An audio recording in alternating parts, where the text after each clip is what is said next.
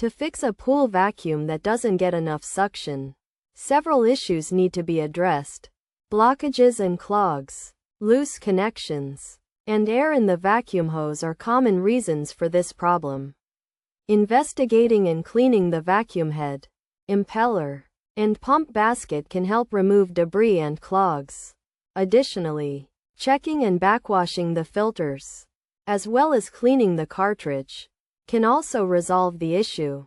If these steps don't work, it's essential to ensure all connections are secure, including the wear lid and the connection between the vacuum hose and the designated cleaner line.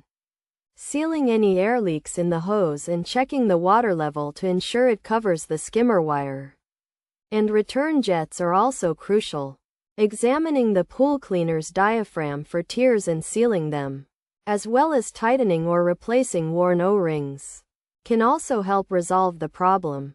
Furthermore, inspecting the pump O-ring for wear and tear and replacing it if necessary can help restore proper suction. By following these steps, a pool vacuum with insufficient suction can be easily fixed.